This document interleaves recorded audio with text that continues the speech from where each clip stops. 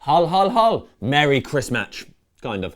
So, boys, we're playing Hull on Boxing Day. First thing we want to talk about, Januzaj. Is he the real deal, or is he like lots of young players like Oxlade-Chamberlain, who are sort of flash-in-the-pan type players? But, I mean, Januzaj is looking like a big player, isn't he, Adam? Adnan Januzaj is something special. The guys. Every time I took my mate to a game on Saturday, and he's not been this season, so he's not got to see Januzaj. And I was like, wait till you see him in person at the game, because you'll see the things that he does off the ball. You see how quick his feet are. He just glides, and the guy's a special talent. And I hope he develops at United and is given the opportunity to flourish, because he will be world class one day if he, bar injury or something stupid. So the guy, I'm just love watching him at the moment. I hope he develops well. It's not necessarily a sensible thing to always compare people, but Gaz, do you think there's a player in the game who we can expect to see Januzaj turn into, or is he, is his own player? Well, I don't like to say this, but who had a better start to the United career, Ronaldo or Januzaj? For me, for me, it's Januzaj at the minute. For them first few games, you think he's impressed more than Ronaldo did, but he looks more mature. Yeah. His decision making and everything. I mean, the completely different kinds of players. I couldn't see Januzaj turning into, how Ronaldo's this complete footballer, big, strong, can play up front, anything like that. I think I could see Adnan Januzaj not being that kind of player, but I can see him making as much of an impact as him if he keeps developing as he is. Ronaldo wasn't always that big and strong, though, was he? I mean, when he first came to United, he was a skinny lad. Yeah. So, do we think Januzaj has the work ethic to turn himself into a behemoth like Ronaldo? And also, do we need to worry about the fact that he does occasionally go down a little bit easy? I mean, that didn't stop Ronaldo achieving what he achieved. It's a bit annoying to see. I've been saying it a few times that he needs to cut it out of his game. But he gets fouled so many times, the lad. He must have got fouled about 8-9 times on Saturday before he dived. Against Villa at Villa Park, rather, they were kicking him all over the place. So it's going to happen.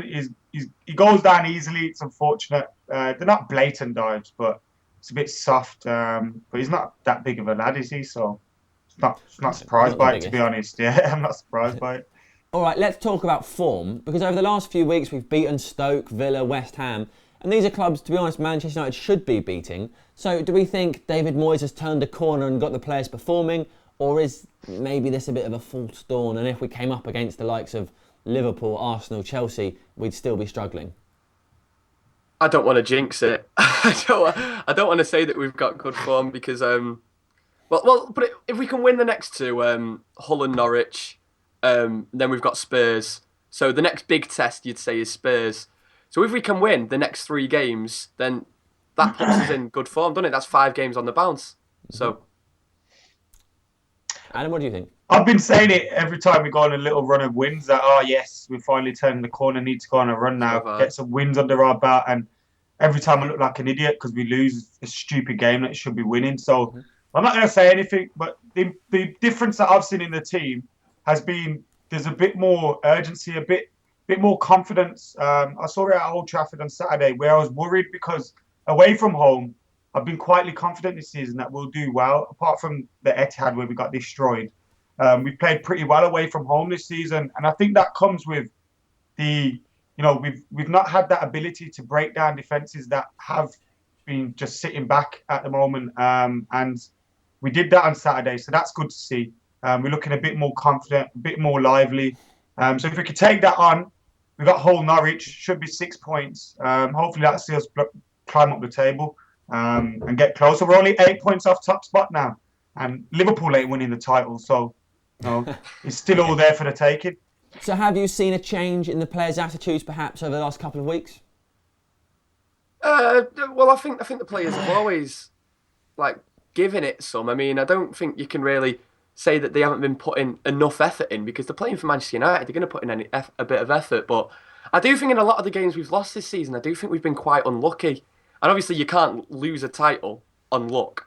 So, I don't know, I think they've always been giving it something. I think just tactically something had to change, and I think something looks like it has changed, because Rooney's been dropping back into midfield, which has changed everything. Yeah. All right, well, let's talk about teams against Hull. Gaz, tell us, who would you start? I'd go for the same team that we played in the last match, except obviously Welbeck will be out injured. So I was debating whether to push Rooney up top and play Kagawa behind Rooney, or put Hernandez there and let Rooney come back and go into midfield.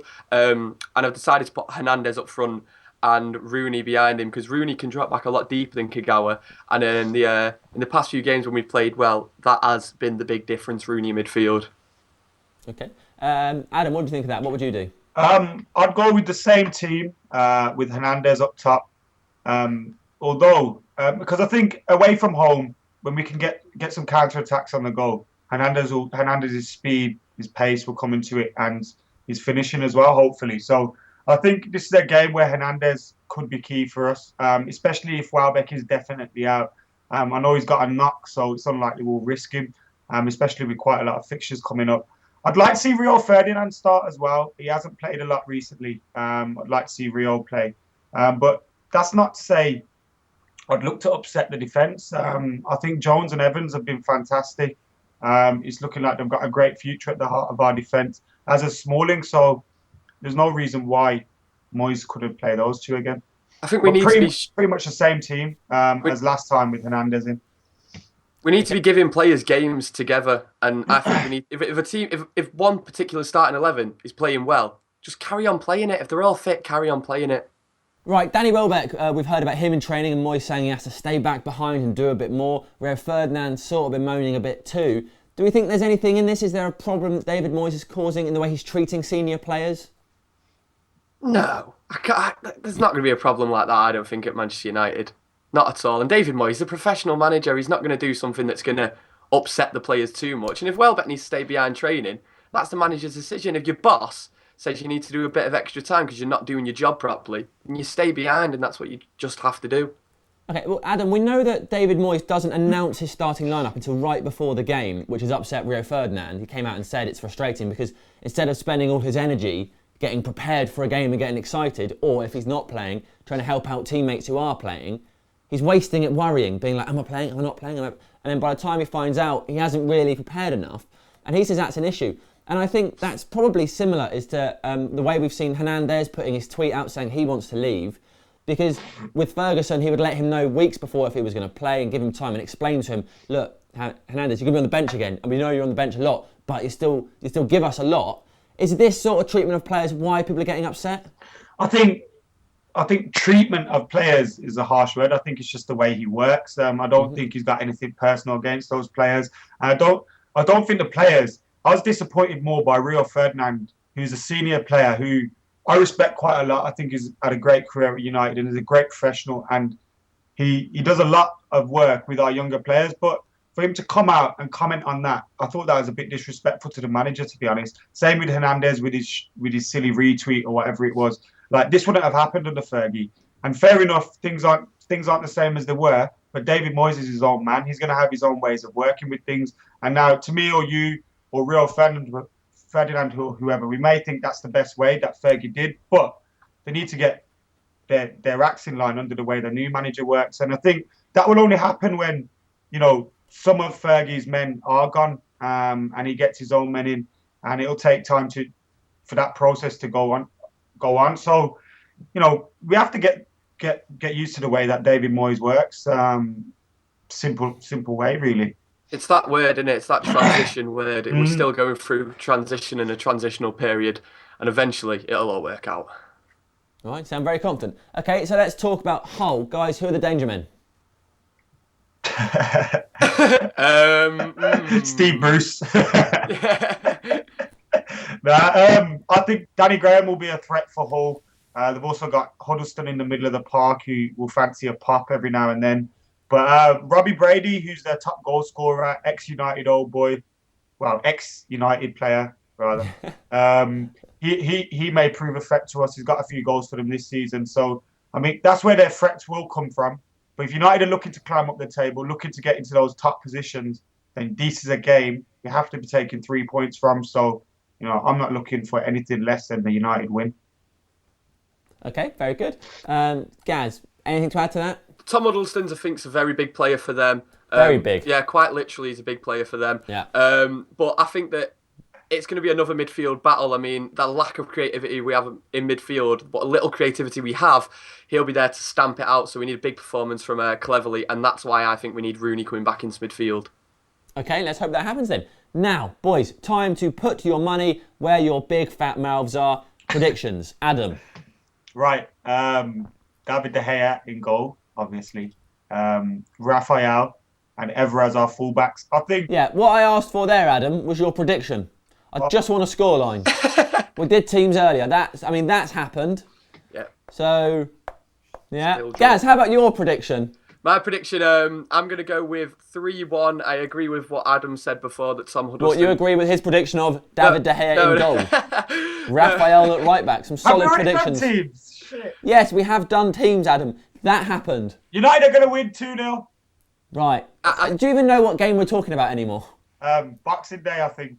There we go. Yes. Right, 2-0, 3-1. I am going to say 2-0 as well. Why the hell not? Adam's bound to be right. Listen to him. Right, guys, thank you very much. Merry Christmas, Devils. Hope you enjoyed the video. Sorry about Adam. He's obviously been indulging in the festive spirit a bit too much. Now, make sure you subscribe, because that would be a lovely Christmas present for us and yourselves. Give the video a little like. It's a seasonal thing to do, probably. And enjoy your Christmas.